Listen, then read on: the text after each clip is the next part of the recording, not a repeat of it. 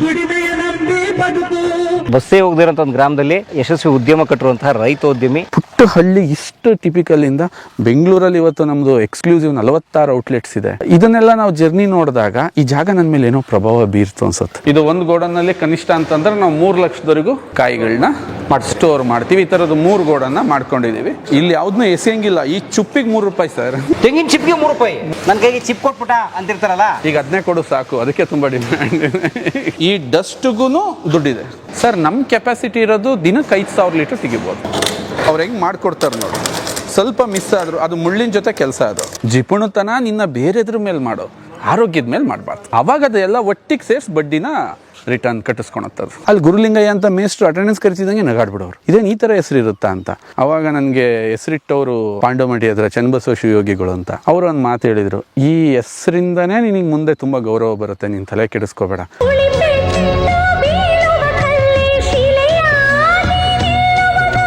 ಸ್ನೇಹಿತರೆ, ನೀವು ಸ್ವದೇಶಿ ದಿಶಾ ಸಂಸ್ಥೆಯ ನಮ್ಮ ಆಶಾ ಮತ್ತು ಗುರುಲಿಂಗಯ್ಯ ಅವರ ಯಶೋಗಾಥೆ ನೋಡ್ತಾ ಇದ್ದೀರಿ. ಸ್ನೇಹಿತರೆ, ಅರಸೀಕೆರೆ ಹಳ್ಳಿನಲ್ಲಿ ಒಂದು ಉದ್ಯಮ ಕಟ್ಟಿ, ಅದು ಕೃಷಿ ಆಧಾರಿತ ಉದ್ಯಮ ಅಂದರೆ ಅಗ್ರಿ ಎಂಟರ್ಪ್ರಿನರ್ ಆಗಿ ಸುಮಾರು 3,000 ಜನಕ್ಕೆ ಕೆಲಸ ಕೊಟ್ಟು ತುಂಬ ಅದ್ಭುತವಾಗಿ ಕರ್ನಾಟಕದಾದ್ಯಂತ ಅವ್ರ ಪ್ರಾಡಕ್ಟ್ಗಳು ಮನೆ ಮಾತಾಗಿದ್ದಾವೆ. ಸೊ ಅವ್ರ ಫ್ಯಾಕ್ಟ್ರಿ ನೋಡೋಕ್ಕೆ ಅಂತ ನಾನು ಹೊರಟಿದ್ದೀನಿ ಸ್ನೇಹಿತರೆ. ಇದು ಅರಸೀಕೆರೆ ಟೌನಿಂದ ಸುಮಾರು ಒಂದು 15-20 ಕಿಲೋಮೀಟರ್ ದೂರದಲ್ಲಿರುವಂಥ ಒಂದು ಹಳ್ಳಿ. ಸರ್, ಯಾವ ಊರು ಸರ್ ಇದು? ಸರ್, ಇದು ಮಾದನಹಳ್ಳಿ ಅಂತ. ಇಲ್ಲಿಂದ ಒಳಗೆ ಸುಮಾರು 1.5 ಕಿಲೋಮೀಟರ್ ಹೋದ್ರೆ ಉಪ್ಪಾರಕಾಳೆನಹಳ್ಳಿ ಅಂತ. ಸೊ ಅಲ್ಲಿಗೆ ಯಾವುದು ಬಸ್ ಸಂಪರ್ಕಗಳು, ನಾನು ಹೇಳಿದ್ನಲ್ವಾ ಎಷ್ಟು ಚಾಲೆಂಜ್ ಇತ್ತು ಅಂದರೆ, ಬಸ್ಸು ಇರಲಿಲ್ಲ, ಏನೂ ಇರಲಿಲ್ಲ. ಅಲ್ಲಿ ಕಟ್ಟಬೇಕಿತ್ತು ನನ್ನ ಫ್ಯಾಕ್ಟ್ರಿ ಅಂತ. ಸೊ ಇಲ್ಲಿಂದ ನಾವು ಡೈವರ್ಷನ್ ತಗೊಂಡು ಅಲ್ಲಿಗೆ ಹೋಗ್ತೀವಿ. ಬಸ್ಸೇ ಹೋಗದಿರೋಂಥ ಒಂದು ಗ್ರಾಮದಲ್ಲಿ ಒಂದು ಯಶಸ್ವಿ ಉದ್ಯಮ ಕಟ್ಟಿರುವಂತಹ ರೈತೋದ್ಯಮಿ ನಮ್ಮ ಗುರುಲಿಂಗಯ್ಯನವರು. ಅವ್ರ ಫ್ಯಾಕ್ಟ್ರಿ ನೋಡೋಕೆ ನನಗೂ ಆಸೆ ಇದೆ. ಬನ್ನಿ ಹೋಗೋಣ.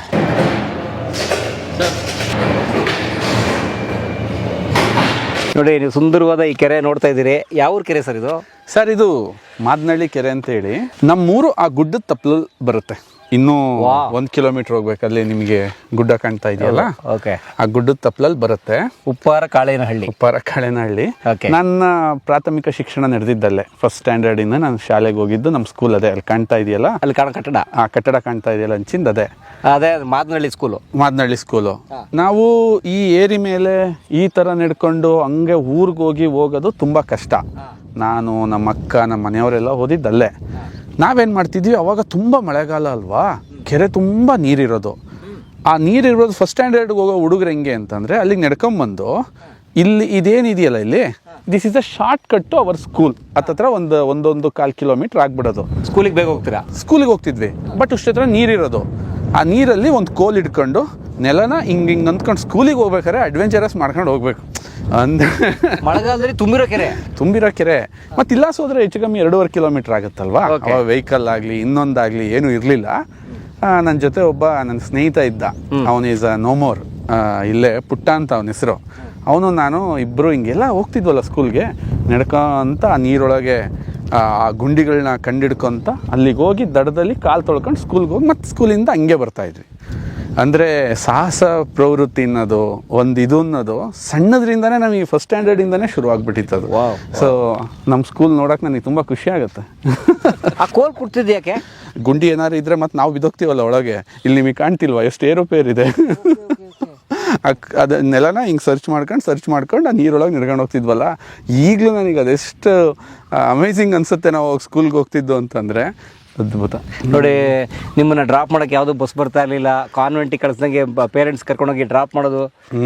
1ನೇ ಕ್ಲಾಸಿಂದನೇ ನಿಮ್ಮ ಪಾಡಿಗೆ ನೀವು ಮಾಲ್ತಕ್ಕೆ ನಾವು ಹೋಗಬೇಕು. ಆ ಉಪ್ಪಾರಕಾಳೆನಹಳ್ಳಿನಲ್ಲಿ ಅದೊಂದು 7 ಮನೆ ಗ್ರಾಮ. ಅಲ್ಲಿಂದ ಸ್ವಲ್ಪ ಹುಡುಗರುಗಳು ಬರೋರು. ಆ ಕಡೆ ಇನ್ನೊಂದು ತಿಮ್ಲಾಪುರ ಅಂತ ಒಂದು ಗ್ರಾಮ ಇದೆ, ಅಲ್ಲಿಂದ ಹುಡುಗರುಗಳು ಬರೋರು. ಎಲ್ಲ ನಾವೆಲ್ಲ ಸೇರಿಕೊಂಡು ನಮ್ಮ ಅಕ್ಕನ ಮಕ್ಕಳು ಎಲ್ಲ ಇರ್ತಿದ್ರು ಅಲ್ಲಿ. ಒಂದು 5-6 ಜನ ಇದೇ ಥರ ಶಾಲೆಗೆ ಹೋಗಬೇಕು, ಇದೇ ಥರ ಶಾಲೆಗೆ ಬರಬೇಕು. ಆ್ಯಂಡ್ ಆವತ್ತಿನ ಆ ಮನೋಭಾವನೆ, ಆ ಶಿಕ್ಷಣದ ಪದ್ಧತಿಗಳು, ಆ ಪ್ರಕೃತಿ ಜೊತೆ ಬೆಳೀತಿದ್ದಿದ್ದು, ಆ ನೀರು, ಅದರೊಳಗೆ ನಾವು ಆಡ್ತಿದ್ದಿದ್ದು. ಇಲ್ಲೊಂದು ಬೋರೆ ಹಣ್ಣಿನ ಗಿಡ ಇತ್ತು. ಅದು ನೇರಳೆ ಹಣ್ಣಿನ ತೋಪು ಅಂತ ಕರಿತೀವಲ್ಲಿ. ಒಂದು ಬೋರೆ ಹಣ್ಣು ಹಾಯ್ಕೋಬೇಕು, ಅಲ್ಲಿಗೆ ಹೋಗಿ ನೇರಳೆ ಹಣ್ಣು ಹಾಯ್ಕೋಬೇಕು, ಶಾಲೆಗೆ ಹೋಗಬೇಕು. ಒಂದು ನೇರಳೆ ಹಣ್ಣು ಸಿಕ್ಕಿದ್ರೆ ಇಡೀ ವರ್ಷ ಸೆಲೆಬ್ರೇಟ್ ಮಾಡ್ತಾ ಇದ್ವಿ. ಅದು ಅಷ್ಟು ಅದ್ಭುತವಾಗಿರೋದು. ಅಂದರೆ ಅದೇನೋ ಸರ್ಪ್ರೈಸ್, ಐ ಗಾಟ್ ಎ ನೇರಳೆ ಹಣ್ಣು ಅಂತ. ರುಚಿ ಅಂತ ಅನ್ನೋದಕ್ಕಿಂತ ದಟ್ಸ್ ಅ ಸೆಲೆಬ್ರೇಟ್. ಅವಾಗ ಏನಿಲ್ಲ, ಇವಾಗ ನೀವು ಮಕ್ಕಳಿಗೆ 100 ರೂಪಾಯಿ ಡೈರಿ ಮಿಲ್ಕ್ ಕೊಡ್ಸಿದ್ರೆ ಸೆಲೆಬ್ರೇಟ್ ಮಾಡೋಕೆ ಏನೂ ಇಲ್ಲ. ಅದನ್ನು ನೋಡಿ ಆನಂದಿಸಿ ಅದನ್ನು ಸಾಧಿಸಿರೋ ಗುಣಗಾನನ ಶಾಲೆಯಲ್ಲೆಲ್ಲ ಮಾಡಿ 10 ಜನಕ್ಕೆ ತೋರಿಸಿ, ನೋಡ್ರಿ ವಿ ಅಚೀವ್ಡ್ ದಿಸ್ ಬೋರೆ ಹಣ್ಣು, ಎಷ್ಟು ಕಷ್ಟಪಟ್ಟು ತಂದಿದ್ವಿ ಅಂತ ಹೇಳಿ ತಿಂದು, ಆ ಬೋರೆ ಹಣ್ಣಲ್ಲೂ ಅಷ್ಟೇ ಮೈಕ್ರೋನ್ಯೂಟ್ರಿಯೆಂಟ್ಸ್ ಅಷ್ಟು ಸಖತ್ತಾಗಿರೋದು, ನೇರಳೆ ಹಣ್ಣು ಅಷ್ಟು ಚೆನ್ನಾಗಿರೋದು. ಅದನ್ನು ತಿಂದೆ ಎಂಟೈರ್ ನಮ್ಮ ಚೈಲ್ಡ್ಹುಡ್. ಅಂದರೆ ಅವೆಲ್ಲ ಸಣ್ಣ ಸಣ್ಣ ಇನ್ಸಿಡೆಂಟ್ ಈಗಿನ ನಮ್ಮ ಮಕ್ಳಿಗೆ ಹೇಳೋಕೆ ಆಶ್ಚರ್ಯ ಪಡ್ತಾರೆ. ನಿಜವಾಗ್ಲೂ ಒಂದು ಬೋರೆ ಹಣ್ಣಿಗೆ ಸೆಲೆಬ್ರೇಟ್ ಮಾಡ್ತಿದ್ರಾ, ಒಂದು ಇದನ್ನು ಏನು ನೀವು ಹುಚ್ಚುರಂಗೆ ಆಡ್ತೀರಾ ಅಂತ ಅಂತಿರ್ತಾರೆ ಅವರು. ಬಟ್ ಪೆನ್ನು ಅನ್ನೋದೇ ನಮಗೆ ಸಿಕ್ತಿದ್ದು 5th ಸ್ಟ್ಯಾಂಡರ್ಡ್ ಮೇಲೆ. ಪೆನ್ನು ಅಲ್ಲಿವರೆಗೂ ಸ್ಲೇಟು ಬಳಪ, ಜಸ್ಟ್ ಒಂದು ಬ್ಯಾಗಲ್ಲಿ ನೇತಾಕು, ಸ್ಲೇಟ್ ಹಾಕು, ನಡ್ಕೊಂಡು ಸುಮ್ಮನೆ ಶಾಲೆಗೆ ಹೋಗಿ ಬರಿಗಾಲು ಚಪ್ಪಲಿ ಗಿಪ್ಲಿ ಅವೆಲ್ಲ ಆಮೇಲೆ, ಅವೆಲ್ಲ ಫ್ಯಾನ್ಸಿ. ಬಟ್ ಅಲ್ಲಿ ತನಕನೂ ನನಗೆ ಮಾದನಹಳ್ಳಿ ಅಂತ ಅಂದರೆ ಇಲ್ಲಿ ನಾನು 5th ಓದಿದೆ. 6th 7th ಎಲ್ಲ ಕೋಳ್ಗುಂದ ಅಂತೇಳಿ ಅಲ್ಲಿ ಇಲ್ಲಿಂದ ಒಂದು 3.5 ಕಿಲೋಮೀಟರ್ ಆಗುತ್ತೆ, ಅಲ್ಲಿ ಓದಕ್ಕೆ ಸ್ಟಾರ್ಟ್ ಮಾಡಿ. ಅಲ್ಲಿಗೆ ಹೋಗ್ತೀರಿ ಕೋಳ್ಗುಂದಕ್ಕೆ? ಅಲ್ಲಿಗೆ ಹೋಗೋದು ನಡ್ಕೊಂಡೆ ಹೋಗ್ತಿದ್ವಿ 3.5 ಕಿಲೋಮೀಟರ್. ಸೈಕಲ್ ಇನ್ನೊಂದು ಅಡ್ಡದಾರಿ ಹಿಡ್ಕೊಂಡು ಹೋಗ್ತಿದ್ವಿ. ಅದಾದಮೇಲೆ ಅಕ್ಕಂಗೆ ಮದುವೆ ಆಯಿತು, ದೊಡ್ಡ ಅಕ್ಕಂಗೆ. ಅವರು ಅವ್ರ ಜೊತೆ ಅರಸೀಕೆರೆ ಕರ್ಕೊಂಡು ಹೋದರು. ಸೊ ನನ್ನ 9th standard onwards Arsikere town, Basavarajendra ಪ್ರೌಢಶಾಲೆ. ಅಲ್ಲಿ ದೊಡ್ಡ ಹೋರಾಟ ಅಂತಂದರೆ ಏನಂತಂದರೆ, ಫಸ್ಟ್ ಆಫ್ ಆಲ್ ಹಳ್ಳಿಗೂ ಸಿಟಿಗೂ ದೊಡ್ಡ ಗ್ಯಾಪು. ಇಲ್ಲಿ ಹಳ್ಳಿನಲ್ಲಿ ತಂದೆಗೆ ತುಂಬ ಒಂದು ಹೆಸರಿತ್ತು, ಅವರಿಗೆ ಒಂದು ಇಮೇಜ್ ಇತ್ತು, ಜನ ಎಕ್ಸೆಪ್ಟ್ ಮಾಡೋರು. ಅಲ್ಲಿಗೆ ಹೋಗ್ತಿದ್ದಂಗೆ ಇಸ್ ಎ ಬಿಗ್ಗೆಸ್ಟ್ ಗ್ಯಾಪ್, ಒಂದು ದೊಡ್ಡ ಗ್ಯಾಪ್. ಏನು ಗ್ಯಾಪು? ಹಳ್ಳಿಯಿಂದ ಬಂದಿದ್ವಿ, ಅವ್ರ ಕಲ್ಚರ್ ನನಗೆ ಅರ್ಥ ಆಗ್ತಿಲ್ಲ. ಸಿಟಿ ಕಲ್ಚರೇ ಒಂಥರ ಇದೆ, ಅವ್ರದ್ದು ವಿಚಾರಗಳೇ ಒಂಥರ ಇದೆ, ಅವ್ರ ಎಜುಕೇಷನ್ ಟೈಪೇ ಒಂಥರ ಇದೆ. ಎಕ್ಸಾಂಪಲ್ ಗುರುಲಿಂಗಯ್ಯ ಅಂತಂದರೆ ಇಲ್ಲೆಲ್ಲ ಏನಿಲ್ಲ, ಗುರುಲಿಂಗಯ್ಯನವ್ರು. ಅಲ್ಲಿ ಗುರುಲಿಂಗಯ್ಯ ಅಂತ ಮೇಸ್ಟ್ರು ಅಟೆಂಡೆನ್ಸ್ ಕರಿತಿದ್ದಂಗೆ ನಗಾಡ್ಬಿಡೋರು, ಇದೇನು ಈ ಥರ ಹೆಸರು ಇರುತ್ತಾ ಅಂತ. ದೆನ್ ಆವಾಗ ನಾನು ಹೋಗ್ಬಿಟ್ಟು ನನ್ನ ಹೆಸರು ಚೇಂಜ್ ಮಾಡಿ ಅಂತ, ಇದು ಹಿಂಗೆ ನನ್ನ ಹೆಸರು ಕರಿತಿದ್ದಂಗೆ ಎಲ್ಲ ನಗ್ತಾರೆ ಅಂತ. ಆವಾಗ ನನಗೆ ಹೆಸರಿಟ್ಟವರು ಪಾಂಡವಮಠಿ ಹತ್ರ ಚನ್ನಬಸವ ಶಿವಯೋಗಿಗಳು ಅಂತ. ಅವರು ಒಂದು ಮಾತು ಹೇಳಿದರು, ಈ ಹೆಸರಿಂದನೇ ನಿನಗೆ ಮುಂದೆ ತುಂಬ ಗೌರವ ಬರುತ್ತೆ, ನೀನು ತಲೆ ಕೆಡಿಸ್ಕೋಬೇಡ, ನೀನು ಈ ಹೆಸರನ್ನ ಇದು ಮಾಡಬೇಡ ಅಂತ. ಬಟ್ ಇವಾಗ ಐ ಫೆಲ್ಟ್ ನೋಡಿ, ಅವರು ಶರಣರು ಹೇಳಿದ ಎಷ್ಟು ಒಳ್ಳೆ ಮಾತು. ಅವರು ಆ ಗುರುಲಿಂಗಯ್ಯ ಅಂತ ಇಟ್ಟಿರೋ ಹೆಸರೇ ನಿನಗೆ ಮುಂದೆ ನಾನು ಗುರುಲಿಂಗಯ್ಯ ಅವ್ರ ಕಂಪ್ನಿಲಿ ಕೆಲಸ ಮಾಡ್ತೀನಿ ಅಂತ ಹೆಮ್ಮೆಯಿಂದ ಹೇಳ್ಕೊಳೋ ಟೈಮ್ ಬರುತ್ತೆ, ನೀನು ಇವತ್ತು ಅದನ್ನು ಮ್ಯಾಟ್ರ್ ಮಾಡಬೇಡ ಅಂತ. ಇದೆಲ್ಲ ನನ್ನ ಬಾಲ್ಯದಲ್ಲಿ ನಡೆದಂಥ ಕೆಲವು ಘಟನೆಗಳು. ಎಷ್ಟೊತ್ತಿಗಿರ್ತೀವಿ ಶಾಲೆ? ಬೆಳಗ್ಗೆ 9 ಗಂಟೆಗೆ ನಾವು ಹೋಗ್ತಿದ್ವಿ. ಸೊ ಹೀಗೆ ಬೆಳಗ್ಗೆ ರೊಟ್ಟಿನ ಮುದ್ದೆನಾ? ಮಾಮೂಲಿ ರೊಟ್ಟಿ, ಏನೇನೋ ರಾಗಿ ಸೀಮೆ, ರಾಗಿ ತೆಂಗು ಬೆಳೀತಿದ್ದಂಥ ಜಾಗ. ತುಂಬ ಅದ್ಭುತ. ಇದು ನಾನು ಯಾವತ್ತೂ ಯಾರಿಗೂ ಹೇಳಿರಲಿಲ್ಲ. ನಾನು ಇವತ್ತು ನಿಮ್ಮನ್ನು ನೋಡಿದ್ನಲ್ಲ, ನಾನು ಊರಿಗೆ ಹೋಗಿ ಕೆರೆ ಏರಿಯ ಈ ಪುಟ್ಟ ರಸ್ತೆ ನಿಮ್ಮ ಜರ್ನಿ. ಇಲ್ಲಿಗೆ ನಮ್ಮ ತಂದೆಯವರು ಹೇಳ್ತಿದ್ದೇನು ರೋಡು ಇರಲಿಲ್ಲ ಅಂತ ಹೇಳೋರು. ಅವ್ರು ಬಂದಾಗ ತುಂಬ ಇದು ಲಾಸ್ಟಿಗೆ ರೀಸೆಂಟಾಗಿ ಒಂದು 5-6 ವರ್ಷದಿಂದ ಟಾರ್ ಹಾಕಿಸ್ ಅನಿಸುತ್ತೆ. ಅಲ್ಲಿವರೆಗೂ ಕೂಡ ಆ ಗೊಚ್ಚೆಗಳು, ಅಯ್ಯೋ ಆ ಎಳೆದಾಟ. ನಾವು ಎಕಡೆ ಹೊಡೆದ್ರೆ ಎಕಡೆನೇ ಹೋಗೋದು ಕಾರ್ಗಳು. ಹಂಗೆ ಹೇಳಿದ್ರೇ ನಮ್ಮೂರು ಅಂತ ನಮಗೆ ಅನ್ಸೋದು. ಊರಿಗೆ ಹೋಗ್ತಾ ಇದ್ದೀನಿ, ನಮ್ಮೂರು ಬಂತು, ನಮ್ಮೂರು ಸಿಕ್ತು ಅಂತ. ಬಟ್ ಈಗ ಎಲ್ಲ ಸ್ವಲ್ಪ ವ್ಯವಸ್ಥೆ ಇಲ್ಲ ಆಗಿದೆ. ಸೂಪರ್. ಅಂದರೆ ಈ ಪರಿಸರ ಏನನ್ಸುತ್ತೆ, ಕಂಫರ್ಟ್ ನಮ್ಮ ಜಮೀನಿಗೆ ಜಾಗ ಇದೆ, ಅದಿದೆ ಇದಿದೆ ಅನ್ನೋದನ್ನು ನಿನ್ನನ್ನು ಅದು ಒಂಥರ ಒತ್ತಡನ ಸೃಷ್ಟಿಸಿದ್ರೆ, ಇಂಥ ತುಂಬ ಪ್ರತಿಕೂಲವಾಗಿರೋ ಪರಿಸ್ಥಿತಿಗಳಲ್ಲಿ ನಿನ್ನನ್ನು ನೀನು ತೊಡಗಿಸ್ಕೊಂಡಾಗ ಇನ್ನೊಂಥರ ವ್ಯಕ್ತಿ ಆಚೆ ಕಡೆಗೆ ಬರ್ತಾನೆ. ಯಾವುದೂ ತಪ್ಪಲ್ಲ. ನಮ್ಮ ತಂದೆಗೆ ತುಂಬ ಅಂಡರ್ ಎಸ್ಟಿಮೇಟ್ ಮಾಡ್ತಾಯಿದ್ರು ನಮ್ಮ ಫ್ಯಾಮಿಲಿ ಅನ್ಸೋದು. ನಮ್ಮ ಕಿವಿ ಕೇಳೋದು, ನಿಮ್ಮ ಅಪ್ಪಂಗೆ ಇನ್ಯಾವುದೋ ಜಾಗ ಸಿಗಲಿಲ್ವಾ, ಈ ಕಾಡಿಗೆ ಬಂದು ಮಾಡೋದನ್ನ ಬೆಂಗಳೂರು ಹತ್ರ ಮಾಡಿಬಿಟ್ಟಿದ್ದಿದ್ರೆ, ಹಾಸನ ಹತ್ರ ಮಾಡಿಬಿಟ್ಟಿದ್ದಿದ್ರೆ ಲ್ಯಾಂಡ್ ರೇಟ್ ಎಷ್ಟು ಬರ್ತಿತ್ತು ಅಂತ ಅಪ್ಪಾಜಿನ ತುಂಬ ಅಣಕಿಸ್ತಾಯಿದ್ರು. ಅದು ಹಿಂದೆ ಕೇಳಿದಾಗ ನಮ್ಮ ಮನಸ್ಸಿಗೆ ನೋವಾಗೋದು. ಯಾಕೆಂದರೆ ತುಂಬ ಜನಕ್ಕೆ ಇಲ್ಲಿಂದ ಜೀವನನ ಕಟ್ಕೊಡೋಕ್ಕೆ ಅಪ್ಪಾಜಿ ಸಹಾಯ ಮಾಡಿದರು. ತುಂಬ ವ್ಯವಸ್ಥಿತವಾಗಿ ತುಂಬ ಜನ ಕುಟುಂಬನ ಇಟ್ಕೊಂಡು ಹೋಗ್ತಾಯಿದ್ರು. ಅಪ್ಪಾಜಿ ಮಾಡಿದ ತಪ್ಪನ್ನು ನಾನು ಮಾಡಲಿಲ್ಲ ಪರಮವ್ರೆ. ಕುಟುಂಬದವ್ರನ್ನ ಜೊತೆಲಿ ಇಟ್ಕೋತಾ ಇಲ್ಲ. ಯಾಕೆಂದರೆ ತುಂಬ ದೊಡ್ಡ ಬ್ಲೇಮ್ ಬರುತ್ತೆ. ಪ್ರಪಂಚನೇ ನನ್ನ ಕುಟುಂಬ ಅಂದ್ಕೊಂಬಿಟ್ಟೆ ನಾನು. ಸೊ ಅವರೇ ನನ್ನ ಕುಟುಂಬ, ಅವ್ರ ಜೊತೆ ನಾನು ಬೆಳಿತೀನಿ. ಯಾಕೆಂದರೆ ನೀವು ರಕ್ತ ಸಂಬಂಧಿಗಳನ್ನ ಇಟ್ಕೊಂಡು ಜೊತೆಲಿ ಬೆಳೆಸೋದು ಅಷ್ಟು ಒಳ್ಳೆ ವಿಚಾರ ಅಲ್ಲ ಅಂತ ನನಗನ್ಸುತ್ತೆ. ಪ್ರಪಂಚನೇ ನೀನು ರಕ್ತ ಸಂಬಂಧಿ ಮಾಡ್ಕೋಬೇಕು. ಸೊ ನನ್ನ ವಿಚಾರ ಅಲ್ಲಿಂದ ಬೇರೆ ಥರ. ಅಪ್ಪಾಜಿಯಿಂದ ನೋಡಿ ನಾನು ಡೈವರ್ಟ್ ಆಗ್ತಾ ಬಂದೆ. ಅವ್ರು ಈ ಥರ ಬ್ಯಾಡ್ ಕಾಮೆಂಟ್ಸ್ ಮಾಡೋರು, ಈ ಗುಡ್ಡಕ್ಕೆ ಬಂದು ಹಿಂಗೆ, ಈಗ ಇಲ್ಲಿ ಬಂದು ಏನಾಯಿತು ಅಂತ. ಬಟ್ ನನ್ನಲ್ಲಿ ಇಷ್ಟೊಂದು ಏನಾದರೂ ಈ ಪ್ರತಿಕೂಲ ಪರಿಸ್ಥಿತಿಗಳನ್ನ ನಿರ್ವಹಿಸ್ತಾ ಇದ್ದೀನಿ, ಏನೋ ಒಂದು ಮಾಡ್ತಾಯಿದ್ದೀನಿ, ಫೈಟ್ ಮಾಡ್ತಾಯಿದ್ದೀವಿ, ಒಂದು ದೊಡ್ಡ MNC ಕಂಪ್ನಿಗಳು ಕಣ್ಣಿಗೆ ಬೀಳ್ತಾ ಇದ್ದೀವಿ, ಏನೋ ಇಲ್ಲಿಂದ ಈ ಪುಟ್ಟ ಹಳ್ಳಿ ಇಷ್ಟು ಟಿಪಿಕಲಿಂದ ಬೆಂಗಳೂರಲ್ಲಿ ಇವತ್ತು ನಮ್ಮದು ಎಕ್ಸ್ಕ್ಲೂಸಿವ್ 46 ಔಟ್ಲೆಟ್ಸ್ ಇದೆ. ಇದನ್ನೆಲ್ಲ ನಾವು ಜರ್ನಿ ನೋಡಿದಾಗ ಈ ಜಾಗ ನನ್ನ ಮೇಲೆ ಏನೋ ಪ್ರಭಾವ ಬೀರ್ತು ಅನ್ಸುತ್ತೆ. ಅಂದರೆ ಎಷ್ಟೇ ಪ್ರತಿಕೂಲ ವ್ಯವಸ್ಥೆ ಇದ್ದರೂ ಕೂಡ ನಿನ್ನ ಗುರಿ ಸಾಧಿಸಕ್ಕೆ ಹೋರಾಡು. ಅದನ್ನ ನೀನು ಕಷ್ಟ ಅಂತ ಅನ್ಕೋಬೇಡ, ನಿನ್ ಮೇಲೆ ಏನೋ ಪ್ರೋಸೆಸ್ ಮಾಡ್ತಿದೆ ಅಂತ ಅನ್ಕೋ. ಇವತ್ತು ನಮ್ಮ ತಂದೆಗೆ ನಾನು ಥ್ಯಾಂಕ್ಸ್ ಹೇಳ್ತೀನಿ. ಈ ಜಾಗ ಸೆಲೆಕ್ಟ್ ನಾನು ಕೊರಗಿಲ್ಲಪ್ಪ.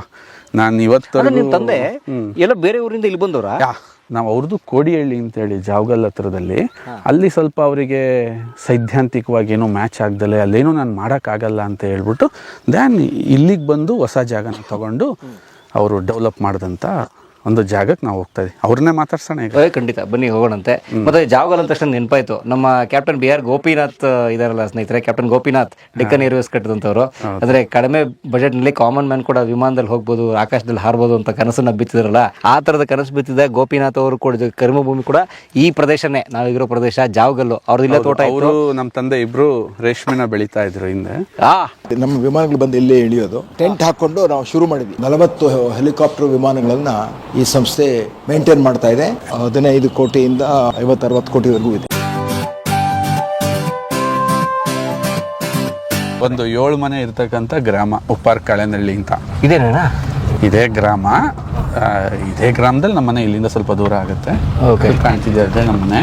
ಓಕೆ.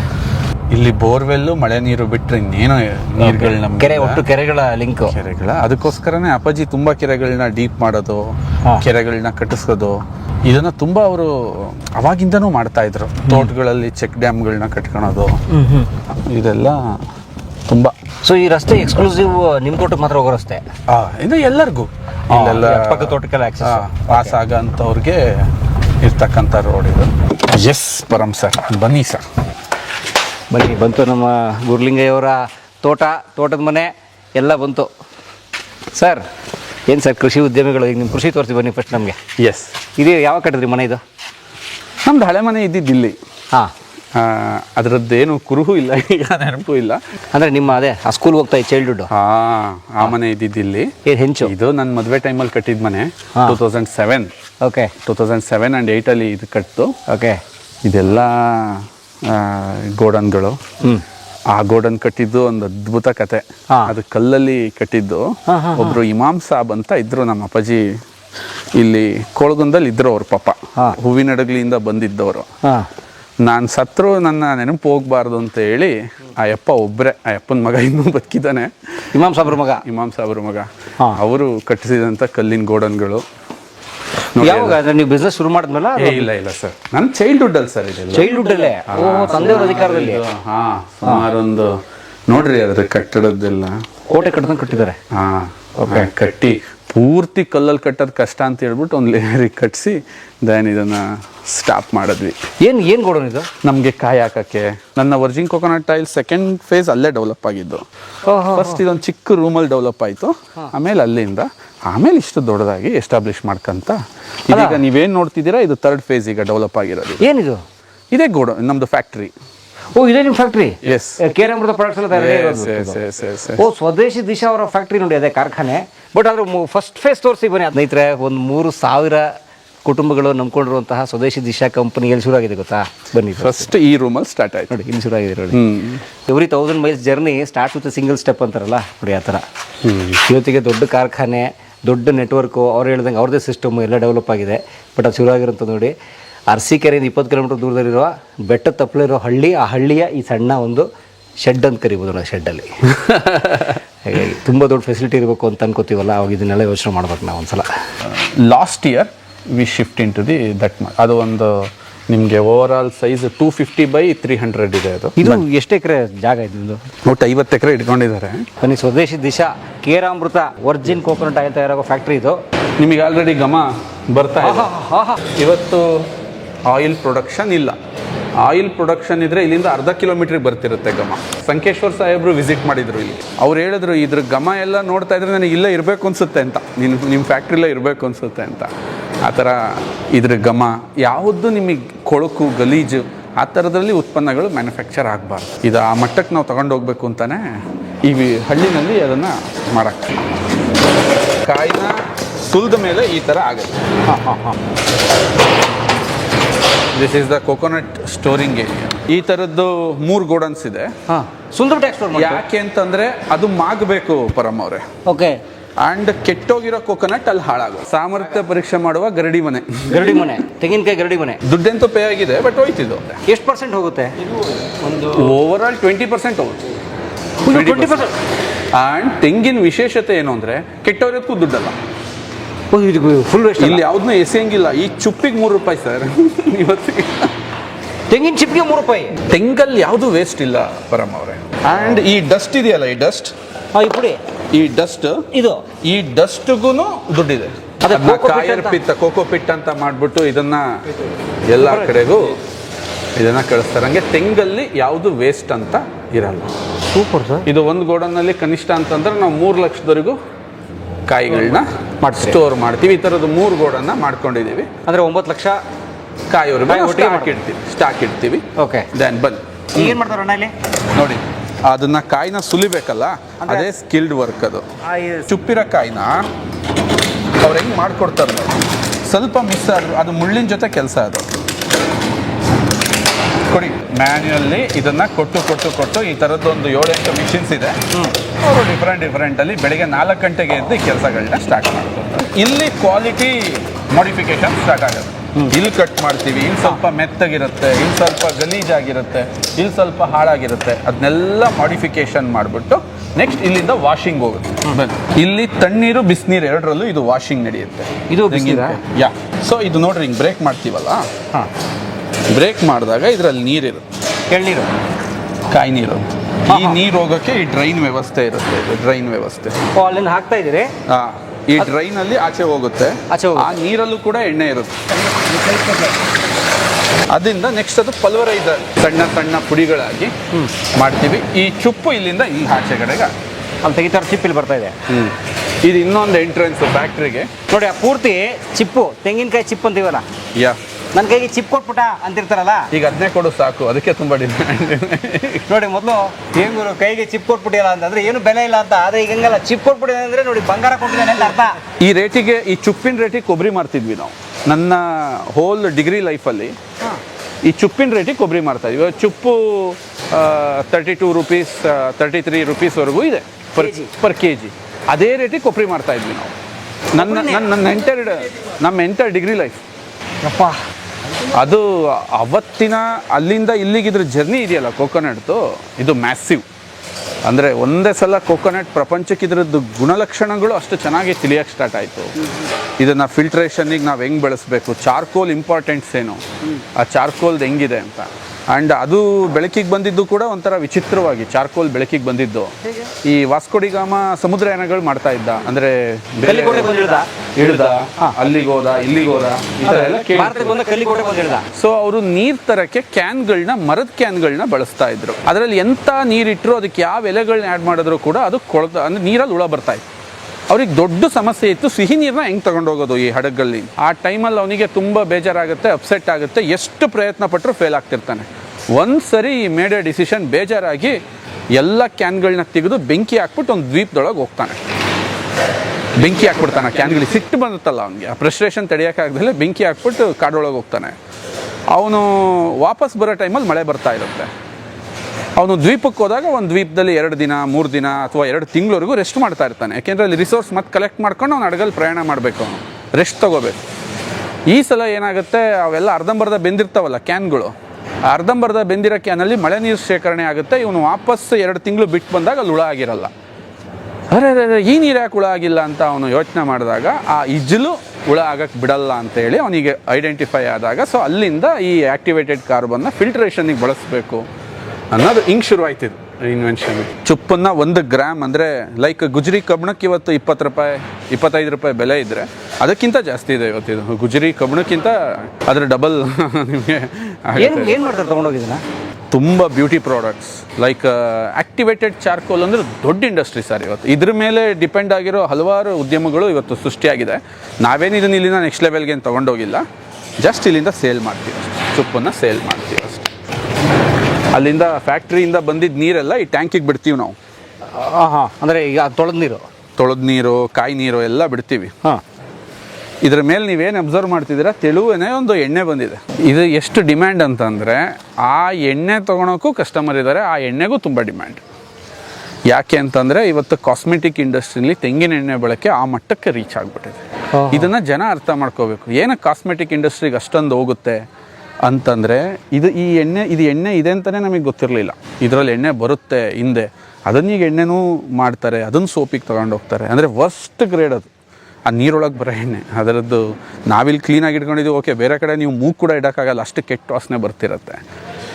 ಅಂದರೆ ಆ ಗ್ರೇಡಲ್ಲಿ ಹಾಕಿ ಮಾಡೋ ಸೋಪುಗಳು ನೀವು ಯೋಚನೆ ಮಾಡಿ. ತೆಂಗಿನೆಣ್ಣೆ ಸೋಪುಗಳು, ಸೋಪ್ಗಳಿಗೆ ಅದು ಮೇಜರಾಗಿ ಹೋಗೋದು. ಯಾಕೆಂದರೆ that is one of the best washing agent in the world ಅಂತಂದ್ರೆ ಅಷ್ಟು ಚೆನ್ನಾಗಿ ವಾಶ್ ಮಾಡುತ್ತೆ ಅದು.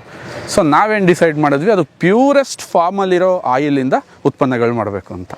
ಇದರಿಂದ ಅಲ್ಲ, ನಾವಿಲ್ಲಿ ತಲೆನೂ ಕೆಡಿಸ್ಕೊಂಡು ಅದನ್ನು ನಾವು ನಿಮಗೆ ಹೇಳಿದ್ದು. ಸೊ ತೆಂಗಿನ ನೀರಲ್ಲೂ ಕೂಡ ಆ ಎಣ್ಣೆ ಬರುತ್ತೆ. ನನ್ನ ಫೇಸ್ಬುಕ್ಕಲ್ಲಿ ಒಂದು ಸಲ ಹಿಂಗೆ ಮರ ಕಟ್ ಮಾಡಿಸ್ತಾ ಇದ್ದೆ.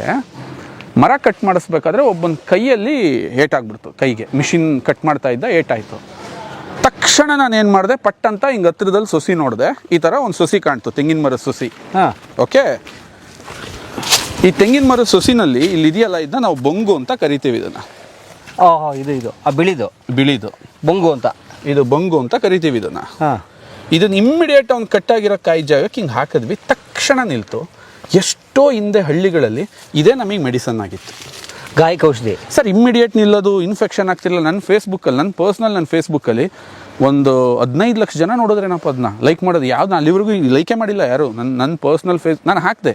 ತೆಂಗಲ್ಲಿ ನೀವು ಬೇರಿಂದ ಹಿಡಿದು ತಲೆವರೆಗೂ ಔಷಧಿ ಗುಣಗಳು. ನಿಜವಾದ ಕಲ್ಪವೃಕ್ಷ ಅಂತ ಅದಕ್ಕೆ ಹೆಸರಿಟ್ಟಿರೋದು. ಅದಕ್ಕೆ ಇದನ್ನ ಅಷ್ಟು ತಾಯಿ, ಇದು ಮದರ್ ಇದು ಆಕ್ಚುಲಿ. ಹೌದು. ಇದು ಇದೇನಕ್ಕೆ ಹೋಗುತ್ತೆ? ಕೌಟು. ಇದರಿಂದ ಆಯಿಲ್ ಬರುತ್ತೆ. ಕಡಲೆಕಾಯಿ ಕೆಟ್ಟೋದ್ರು ಎಸಿತೀವಿ, ಸೂರ್ಯಕಾಂತಿ ಕೆಟ್ಟೋದ್ರು ಎಸಿತೀವಿ, ಆದರೆ ಇದನ್ನು ಎಸೆಯಲ್ಲ. ಯಾಕೆಂದರೆ ಇದರ ಎಣ್ಣೆಗೂ ಕೂಡ 150ರಿಂದ 200 ರೂಪಾಯಿ ಇರುತ್ತೆ ಲೀಟ್ರ್. ಕೌಟೆಣ್ಣೆ ಎಷ್ಟು ಹೇಳಿ? 150ರಿಂದ 200 ರೂಪಾಯಿ. ಇದು ನಿಮ್ಮ ಮನೇಲಿ ತಿನ್ನೋ ಎಣ್ಣೆಗಿಂತ ರೇಟ್ ಜಾಸ್ತಿ. ನೀವು ತಿಂತೀರಲ್ಲ ನಿಮ್ಮ ರಿಫೈಂಡ್ ಆಯಿಲ್, ಅದಕ್ಕಿಂತ ಇದಕ್ಕೆ ರೇಟ್ ಜಾಸ್ತಿ. ವೈ? ಬಿಕಾಸ್ ಅಷ್ಟು ಡಿಮ್ಯಾಂಡ್ ಇದೆ. ನಾವು ತಿಂತಾರದು ರಿಫೈಂಡ್ ಆಯಿಲ್ ಅಲ್ಲ, ಪ್ಯಾರಾಫಿನ್ ಆಯಿಲ್. ಏನಂಗಂದ್ರೆ ಪೆಟ್ರೋಲಿಯಂ ಪ್ರಾಡಕ್ಟು.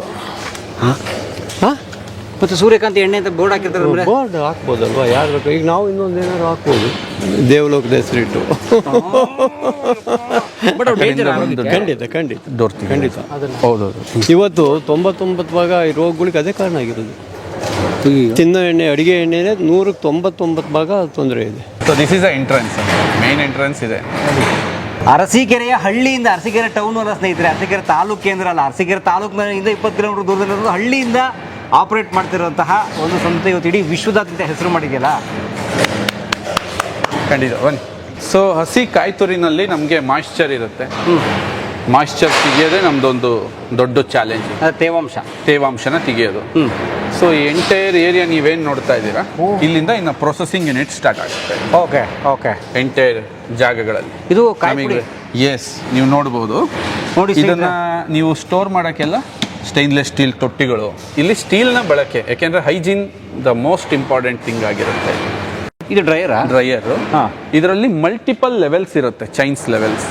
ಅಂದರೆ ನಿಮಗೆ ಪ್ರತಿ 6 ಇಂಚಲ್ಲಿ ಒಂದೊಂದು ಲೇಯರ್ಗಳು ಇದರಲ್ಲಿ ಕ್ರಿಯೇಟ್ ಆಗಿರುತ್ತೆ.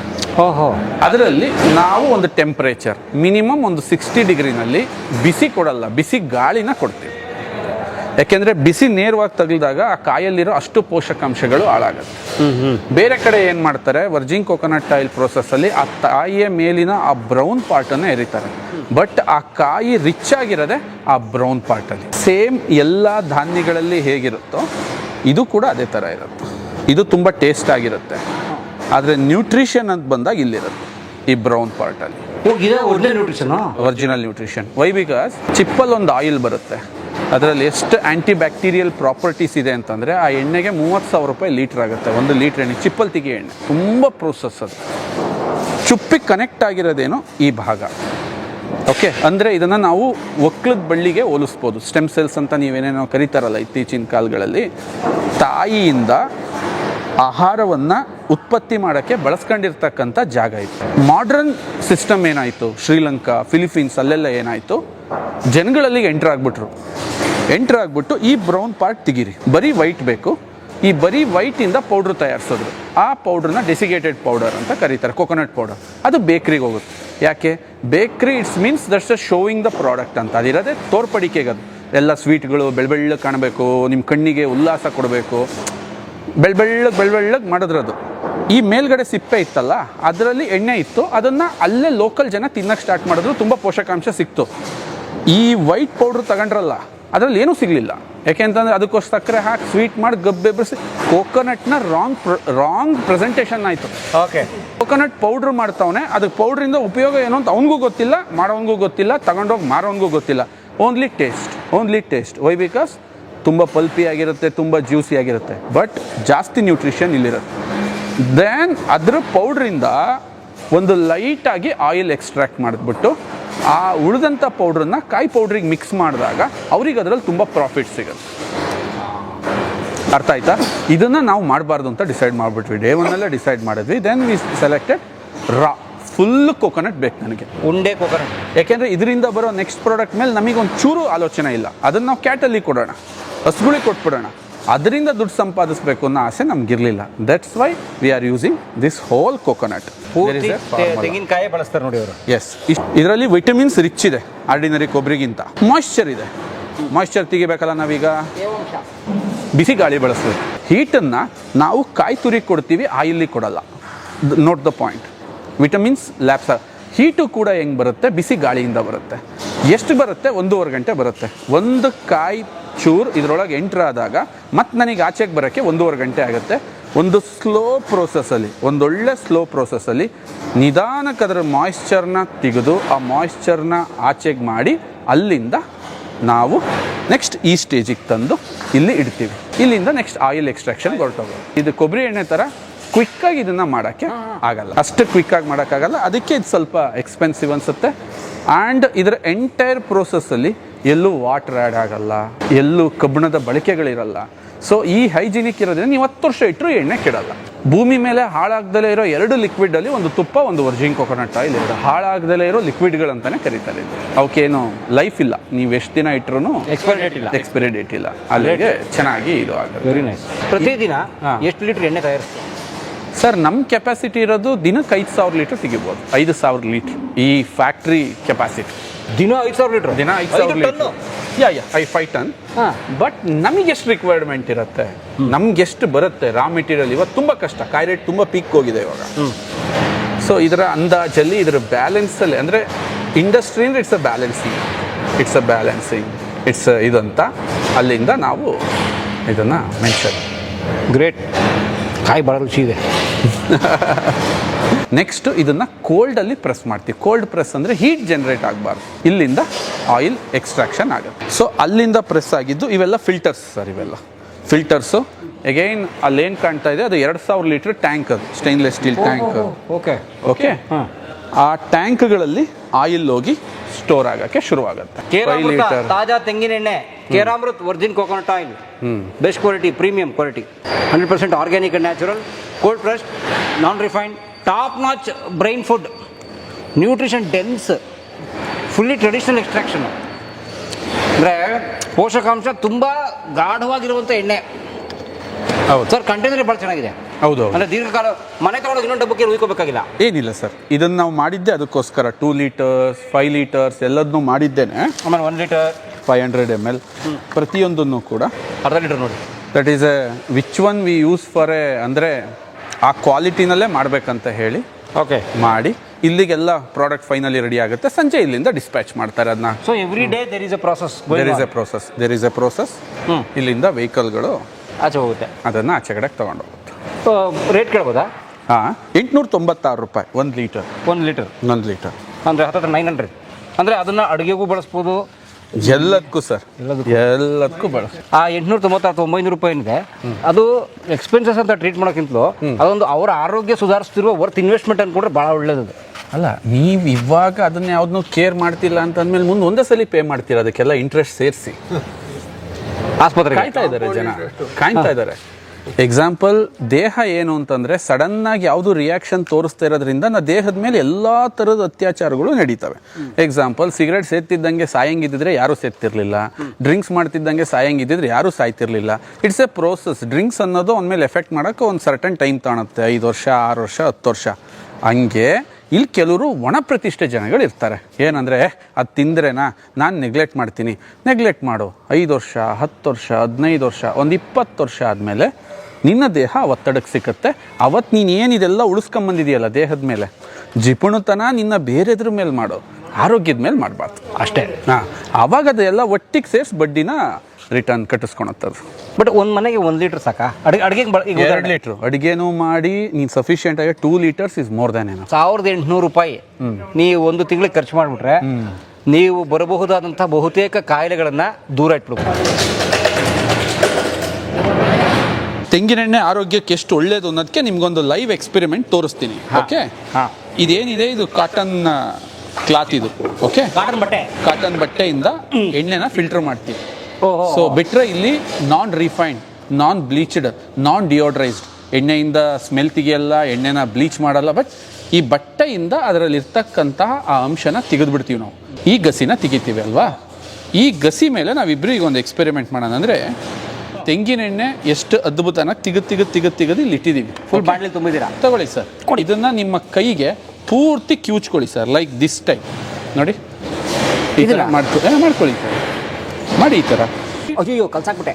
ಇದು ಏನಂತಂದರೆ ಜನಕ್ಕೆ ಗೊತ್ತಾಗಬೇಕು, ನಾವು ದೇಹಕ್ಕೆ ಏನು ತಿಂತೀವಲ್ಲ, ದೇಹದೊಳಗೆ ಎಷ್ಟು ಕಷ್ಟ ಆಗುತ್ತೆ, ಜೀರ್ಣಕ್ರಿಯೆಗೆ ಎಷ್ಟು ಕಷ್ಟ ಆಗುತ್ತೆ, ದೇಹಕ್ಕೆ ಎಷ್ಟು ಚಾಲೆಂಜಸ್ ಇರುತ್ತೆ ಅಂತ. ಎಸ್ ಪ್ಲೀಸ್ ಬನ್ನಿ, ಇಬ್ಬರು ಹೋಗೋಣ. ಈಗ ನಾನು ರೋಬೋ ಥರ ಆಗ್ಬಿಟ್ಟೆ. ಎಸ್ ಬನ್ನಿ. ಈಗ ಈ ಥರ ನೀವು ಈ ಥರ ಹಿಂಗೆ ಕಲಿಸ್ತಿದ್ರಿ. ಬರ್ರಪ್ಪ ನೀರು ಹಾಕ್ರಪ್ಪ. ಈಗ ಈ ವಾಷಿಂಗ್ ಸರ್ ನೀರು ಹಾಕ್ಕೊಳ್ಳಿ. ಈಗ ನಿಮಗೆ ಅನ್ನಿಸ್ತಿದೆ ಇದನ್ನು ತೊಳ್ಕೊಳಕ್ಕೆ ನಿಮಗೆ ಈಗ ಬಟ್ಟೆ ಸೋಪ್ ಬೇಕಂತ. 2 ಸೋಪ್ ಬೇಕೀಗ. 2 ಸೋಪ್ ಬೇಕಂತ ನೋಡಿ ಸರ್. ನೋಡ್ರಿ, ಉಜ್ಜುತ್ತಾ ಇದ್ದೀನಿ ನಾನು ನಿಮ್ಮ ಕಣ್ಣೆದ್ರಿಗೆ. ನೋಡ್ತಾ ಇದ್ದೀರಾ ಪರಮ್ ಅವರೇ? ನೋಡ್ತಾ ಇದ್ದೀರಾ? ನನಗೆ ಗೊತ್ತಿಲ್ಲ ಸೋಪ್ ಕೈ ಕಲರ್ ಬಂತು ನೋಡಿ. ನೀವು ಮಾಡ್ತೀರಾ? ಇಲ್ಲಿ ನೋಡಿ, ಇಲ್ಲಿ ನೋಡಿ ನೀವು ಎಷ್ಟು ಚೆನ್ನಾಗಿ ನಿಮ್ಮ ಸ್ಕಿನ್ನನ್ನು ಪರಿಮಳ, ನಿಮ್ಮ ಸ್ಕಿನ್ನನ್ನು ಘಮ ಜೊತೆಗೆ ತಗೊಳ್ಳಿ. ನಂದು ಕಂಪ್ಲೀಟ್ ಆಯಿತು. Anybody can touch. ಎಲ್ಲರೂ ಜಿಡ್ಡು ಇದನ್ನ ಈಗ ನೀವು ಮಾಡಿ. ನಾನೇ ಮಾಡಿ ನೋಡ್ಕೊತೀನಿ. ನಾನು ನಿಮ್ಮನ್ನು ನಂಬ್ತಾ ಇಲ್ಲ ಸರ್. Yes please. ಬೇರೆಯವ್ರು ನಮ್ಮದು ಬಿಟ್ಬಿಟ್ಟಿದ್ದೀನಿ ಈಗ. ಹಾಂ, ನಾನಂತೂ ಬೇಕಂತಾನೆ ಜಾಸ್ತಿ ಹಾಕ್ಕೊಂಡಿದ್ದೀನಿ. ಇವ್ರನ್ನ ಸೋಲಿಸ್ಬೇಕು ಅಂತಾನೆ ಹಾಕೊಂಡು ನನಗೆ ನೀರು ಹೇಳ್ತೀನಿ. ಫುಲ್ ಕೈಗೆಲ್ಲ ಹಚ್ಕೊಳ್ಳಿ, ಬರಲಿ ಕೈಗೆಲ್ಲ. ಏನು ಛೇ ಅದರದ್ದು ಸ್ವಾಮೀಜಿ ತೊಗೊಂಡೋಗಿ ಸ್ನಾನ ಮಾಡ್ತಾರೆ ಅದರಲ್ಲಿ. ಅಪ್ಪ ಬಹುಶಃ ನಾನು ಇದೇನಾದ್ರು ವರ್ಕ್ ಆದರೆ ಇಡೀ ಬಾಣಿನ ಎತ್ತಾಕೊಂಡು ಹೋಗ್ತೀನಿ ಇಲ್ಲಿಂದ. ಖಂಡಿತ. ಅವರೊಬ್ಬರು ಸ್ವಾಮೀಜಿ ಇದ್ದಾರೆ ಹಾವೇರಿಯವರು. ಹಾಂ, ನೋಡಿ ನೀವು ಫುಲ್ ನಿಧಾನಕ್ಕೆ ತೊಳ್ಕೊಳ್ಳಿ, ಕ್ಲೀನಾಗಿ ತೊಳ್ಕೊಳ್ಳಿ. ದೇಹಕ್ಕೆ ಜೀರ್ಣಕ್ರಿಯೆಗೆ ಎಷ್ಟು ಅದ್ಭುತ, ದೇಹದ ಒಳಗೆ ಎಷ್ಟು ಚೆನ್ನಾಗಿ ಶುದ್ಧಿ ಮಾಡುತ್ತೆ. ಆಹಾ ಸರ್. ಹಾಂ, ಎಲ್ಲಿ ಸರ್ ಜಿಡ್ಡು? ಐ ಮೀನ್ ಈಗ ಬೇರೆ ಎಣ್ಣೆ ಯಾವ್ದಾರು ಹಚ್ಕೊಂಡ್ರೆ ಸೋಪ್ 2 ಅಂದರೆ ಅದರ ಘಮ ನೋಡಿ ಸರ್, ಅದರ ಸ್ಮೂತ್ನೆಸ್ ನೋಡಿ ಸರ್, ಅದರ ಅದ್ಭುತ ನೋಡಿ. ನಿಮಗೆ ಒಂದು ಚೂರು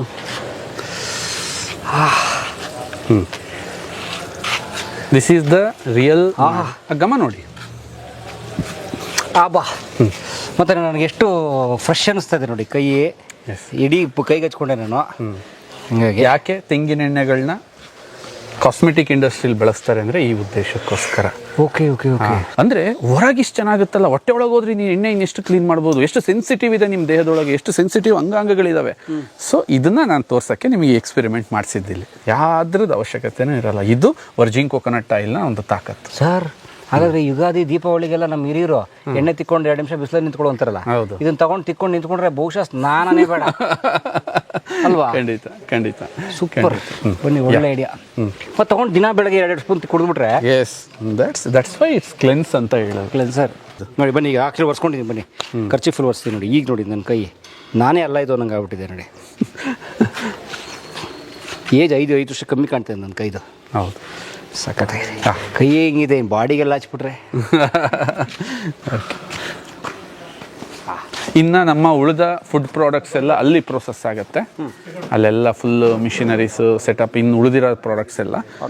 ಆ್ಯಂಡ್ ನಮ್ಮ ಡೈರಿ ಕಾನ್ಸೆಪ್ಟ್ ಇದರಿಂದ ಹಿಂದೆ ಏನು ನಾವೀಗ ಒಂದು futuristic Virgin coconut oil dairy ಮಾಡಬೇಕಂತ ಇದ್ದೀವಿ. ಯಾಕೆಂದ್ರೆ ನಮ್ಮ ಹತ್ರ ಕೇಕ್ ಹ್ಯೂಜ್ ಪರ್ಸೆಂಟೇಜಲ್ಲಿ ಬರುತ್ತೆ, ಆಯಿಲ್ ಕೇಕ್. ಅದರಲ್ಲಿ 24% ಆಯಿಲ್ ಇರುತ್ತೆ ಕೇಕಲ್ಲಿ. ಯಾಕೆ ನಾವಿಲ್ಲಿ ಒತ್ತಡ ಯೂಸ್ ಮಾಡಂಗಿಲ್ಲ. ನೀವು ನೋಡಿದ್ರಲ್ಲ, ಪ್ರೆಷರ್ ಹಾಕಿ ಎಣ್ಣೆ ತೆಗಿಯಂಗಿಲ್ಲ ಇಲ್ಲಿ. ಸೊ ತುಂಬ ಎಣ್ಣೆ ಅಲ್ಲಿ ಉಳಿಯುತ್ತೆ. ಆ ಉಳಿದಿರ್ತಕ್ಕಂಥ ಎಣ್ಣೆನ ನಮ್ಮ ದೇಶೀಯ ಹಸುಗಳಿಗೆ ಕೊಟ್ಟು ಒಂದು ವಿಶೇಷ ರೀತಿ ತುಪ್ಪ ತಯಾರಿಸ್ಬೇಕು ಅನ್ನೋದೊಂದು ನಮ್ಮ ಅಭಿಲಾಷೆ. ನಮ್ಮ ಓವರ್ ಆಲ್ ಇಟ್ಸ್ ಫುಲ್ ಈ ಸೈಕಲ್ನ ಇಲ್ಲಿ ಕಂಪ್ಲೀಟ್ ಮಾಡಬೇಕು ಅಂತ ಹೊರಟಿದ್ದೀವಿ. ಸೊ ಅದರದ್ದು ನೆಕ್ಸ್ಟ್ ಆದಾಗ ನಿಮ್ಮನ್ನು ಅವಾಗ ಕರಿತೀನಿ, ಮತ್ತೆ ಬರಬೇಕು. ಆ್ಯಂಡ್ ಅದ್ರ ಹಿಂದ್ಗಡೆ ಭಾಗದಲ್ಲಿ ಬರುತ್ತೆ. ಓವರ್ ಆಲ್ ಇದು ಪೂರ್ತಿ 1.5 ಎಕರೆ ಇದು ಕನ್ವರ್ಟೆಡ್ ಲ್ಯಾಂಡ್. ಇದು ಅಂದರೆ ಇಂಡಸ್ಟ್ರಿಯಲ್ಲಿಗೆ ನಾವಿನ್ನ ಕನ್ವರ್ಟ್ ಮಾಡಿ DC ಕನ್ವರ್ಟೆಡ್ ಲ್ಯಾಂಡು. ಸೊ ಇಲ್ಲಿ ಆ್ಯಕ್ಟಿವಿಟೀಸ್ ನಡೀತಕ್ಕಂಥದ್ದು. ನೀವು ಸುಮ್ಮನೆ ಯಾವುದು ಅನಧಿಕೃತ ಮಾಡ್ತಿಲ್ಲ ನೀವು? ಅದು ಕಷ್ಟ ಆಗುತ್ತೆ ಸರ್. We are converted. ಇದಕ್ಕೆ ಆಲ್ರೆಡಿ ನಾವು ಇದಕ್ಕೇನು ಟ್ಯಾಕ್ಸ್ ಕಟ್ಟಬೇಕು, ಇದಕ್ಕೇನು ಕಂದಾಯ ಕಟ್ಟಬೇಕು, ಲೀಗಲ್ ಆಗಿರೋದೇ ಒಂದು ಅಡ್ವಾಂಟೇಜ್ ನಿಮಗೆ. ಗ್ರೇಟ್ ಸರ್ ನೀವು. ಬಹುಶಃ ನೋಡಿ, ಅದು ಕೂಡ ಒಂದು ಮಾದರಿ. ಒಂದು ಹೊಸ ಉದ್ಯಮ ಹಳ್ಳಿಗಳಲ್ಲಿ ಶುರು ಮಾಡೋರಿಗೆ ಏನೇನು ಡಾಕ್ಯುಮೆಂಟೇಷನ್ ಬೇಕು ಅನ್ನೋದು ನೋಡಿ ಸರ್ ಎಷ್ಟು ಚೆನ್ನಾಗಿ ಹೇಳಿದ್ರು. ಹೌದು. ಫಸ್ಟ್ ನಿಮ್ಮ ಲ್ಯಾಂಡ್ ಕನ್ವರ್ಟ್ ಆಗಿರಬೇಕು. ಯಾರೋ ಬಂದು ಕೇಳ್ತಾರೆ, ಹೆಂಗಪ್ಪ ಮಾಡ್ತಿದ್ಯಾ ಇದು ಇಂಡಸ್ಟ್ರಿ, ನಾನು ಯಾಕಪ್ಪ ನೀನು ಕರೆಂಟ್ ಕೊಡಬೇಕು. ಆ್ಯಂಡ್ ಇನ್ನೊಂದು ವಿಶೇಷ ಏನಂತಂದರೆ ಕರೆಂಟ್ ಬಿಲ್ ಹೆಚ್ಚು ಕಮ್ಮಿ ಬರುತ್ತೆ, ತಿಂಗಳಿಗೆ ಒಂದು 60-70 ಸಾವಿರ. ಆ್ಯಂಡ್ ಒಂದು ದೊಡ್ಡ ಊರವರೆಲ್ಲ ಎಷ್ಟು ಕರೆಂಟ್ ಬಿಲ್ ಕಟ್ತಾರೋ ಅಂಥದ್ದು ನಾವು ಒಂದು ಮನೆ ಕಟ್ತಾ ಇರ್ತೀವಿ ಕರೆಂಟ್ ಬಿಲ್. ಆ್ಯಂಡ್ ಸರ್ಕಾರಕ್ಕೂ ಉದ್ಯಮ ಇದು ಒಳ್ಳೇದಲ್ವೇ, ನಾವು ಕರೆಂಟ್ನ ದುಡ್ಡು ಕೊಟ್ಟು ತಗೋತಾ ಇದ್ದೀವಿ, ಈ ಹಳ್ಳಿಲಿ ಜನರೇಟ್ ಮಾಡ್ತಾ ಇದ್ದೀವಿ. That's A good thing. ಈ ಸೋಲಾರ್ ಎನರ್ಜಿ ಕ್ಯಾಪ್ಟಿವೇಟ್ ಮಾಡ್ತಿಲ್ಲ, ಅದನ್ನೂ ಮಾಡ್ತಾ ಇದ್ದೀವಿ ಸರ್, ಅದನ್ನೂ ಮಾಡ್ತಾ ಇದ್ದೀವಿ. ಆ್ಯಂಡ್ ಸಾಕಾಗಲ್ಲ ನಮಗೆ, ಎಲ್ಲ ರೀತಿಯಿಂದನೂ ಬೇಕಾಗುತ್ತೆ. ಗ್ರೇಟ್.